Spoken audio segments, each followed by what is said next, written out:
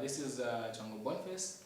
We are still talking about impaling tools, but today we look at mallets. Last time we were talking about hammers. We talked about different types of hammers. We talked about what claw hammers are. We talked about what club hammers are. We talked about ball pen and cross pen hammers. But today we are moving a step further. We talk about what? Mallets. Okay? Mallets.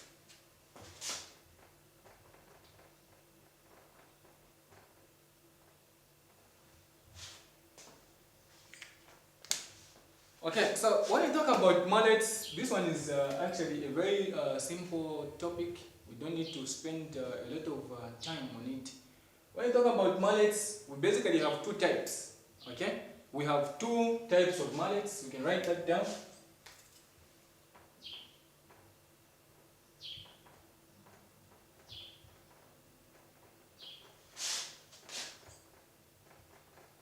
Okay, number one, we have what we call a carpenter's mallet.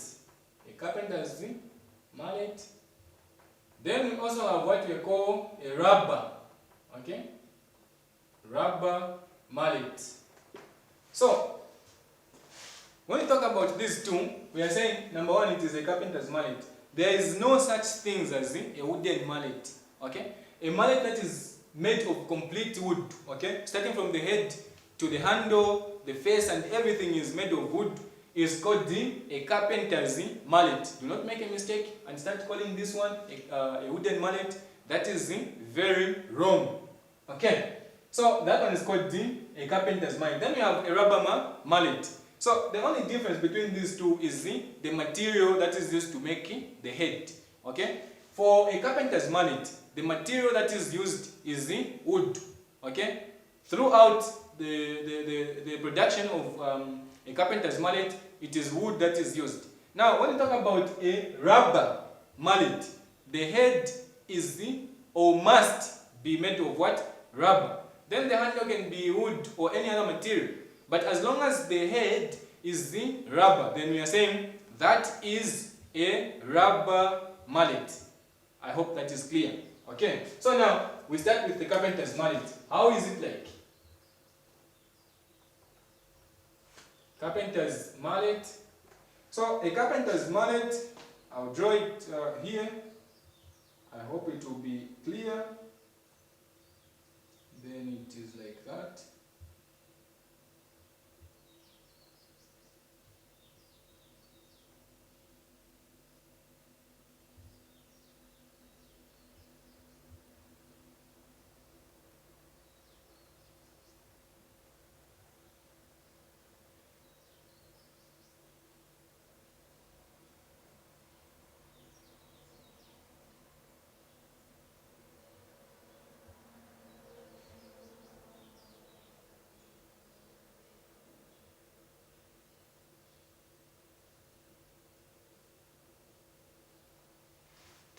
Okay, so this is called the face. Then this is the head, sorry. The head. Okay, then we have the handle. So as you can see, this is wood. Okay, and the head is made of wood. The handle is also made of wood. The face, everything about this carpenter's mallet is made of wood. Okay, now how is it used? Okay, it is used to strike a chisel, okay, or wedge. That is number one.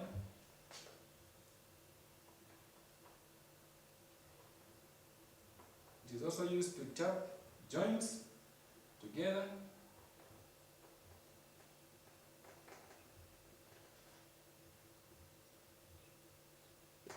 Okay, so we are saying number one, it is used to what? To strike a chisel.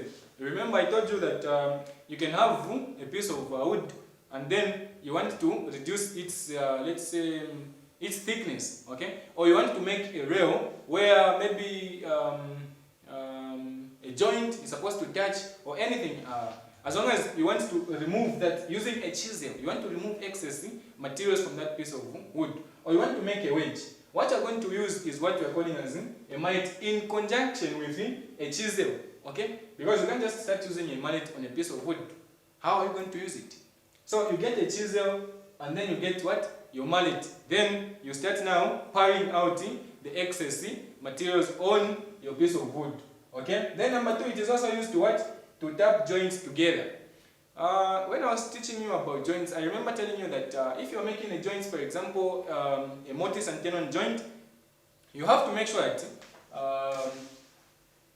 okay, so we have a mortise and tenon, so this is the hole, okay, and then we have this, so this, okay, which is also called the male, entering this part, which is the hole, also called the female. We are saying the joint must be actually a very tight joint, because if it is loose, if the hole is big, you're not going to achieve a proper joint at the end of the day. So make sure to keep the hole tight, okay? That's what we said. And make sure to keep the tenon, okay? Make sure to keep it as big as possible. Now, as you'll be trying to push these two or to join them together, you'll find that because the tenon or the male part is a little bit bigger, okay, it will give you a hard time to actually fit them together. That is good. What you're supposed to think of is actually what? A mallet. So when you put those two pieces together, you put them closer to each other, you start now using what? A mallet to actually apply a force and make sure that the two joints join perfectly. Okay, so it is also another use of a mallet. So number 1, we are saying it is used to strike a chisel, and number 2, we are saying it is used to what? To tap joints together. So these are the uses of a mallet, and we are saying it is what? It is an impaling tool. Okay, let us move.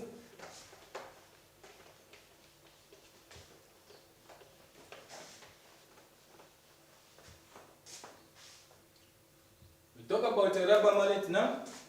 Rubber mallet. Okay.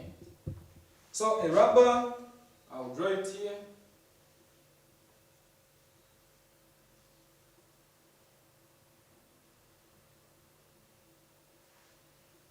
Okay, so this can even be made of wood.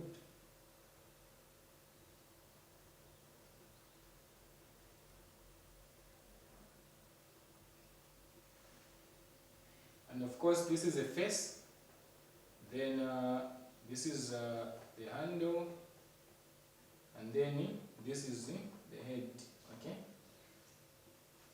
So the uses, number 1, it is used to bend and shape sheet metal. Then number 2, we are saying it is also used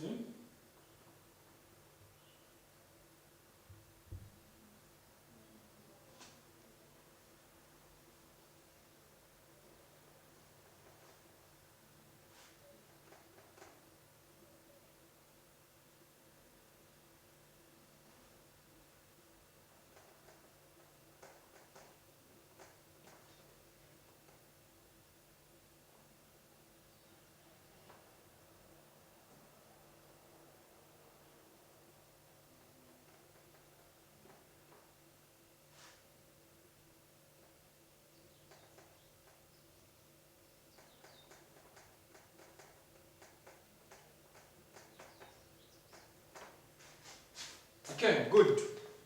So this is how it looks like. Okay, this material is the head, and you're saying it is actually made of what? Rubber. From the name itself, rubber mallet. Okay, then what is it used for? Number 1, it is used to bend and shape sheet metal. When we say sheet metal, we are talking about a metal that is having a small thickness, sheet. Okay, sheet metal. So there must be a metal, and that metal must be of a very small thickness. Now you want to shape and you want to bend it. Okay, you are going to use a rubber mallet. If the metal is having a bigger thickness, you can't use a rubber mallet, it won't bend. Okay, that's why we are talking about the use of a ball pen and a cross pen. Okay, now if a metal is actually having a small thickness, it is still okay to use a rubber mallet to shape it or to bend it in any way that you want. Number 2, we are saying it is used when a softer blow is required, okay? Because of the material that is used, okay? Rubber. This one is going to have a softer blow, but it is actually going to have a very high intensity, okay? You can use it. You can use this one. It is going to give you a softer blow, but it's going to actually go deeper, okay? Because of the material that is used. Just a small blow is going to do a lot of work. So the intensity is high, but the blow can be small, okay? That's why we are saying it is used when a softer blow is required. Then number 3, we are saying it is also used to forcing tight fitting wooden parts together. I explained how it is used, but for this one, you can even use this one because of its intensity higher than a carpenter's mallet. You can use this one if a carpenter's mallet fails. Okay, the joint is just too tight. Okay, the female part is just too small, but you want to force. Okay, the male part or the tenon, you want to force it inside that mortise. Okay, you're going to find that you can use this one in case a carpenter's mallet fails, because this one has got a higher intensity compared to a carpenter's mallet. So these are the 2 types of mallets that we have, and these are the functions that we can talk about, and this is actually how they look like. So go through them. These are very simple things. Understand. A question might come. Mention 3 examples of impaling tools. You must be able to say that and to mention that without any changes. And of course, you understand that very soon you will start making these projects in the workshop. So you have to know how these tools work. We have these mallets in the workroom. They are there just waiting for you to use them. So you have to know when to use this and how to use them. The functions are here, and this is how they work. So for today, we can end here. We'll continue next time. We'll talk about some other impaling tools like screwdrivers. Then, if time allows, we'll talk about pincers and all those other tools that are used in the workroom as impaling tools. So go through this week, understand it. I'm happy that you are happy and you have enjoyed the lesson. Stay blessed, stay safe. Bye bye.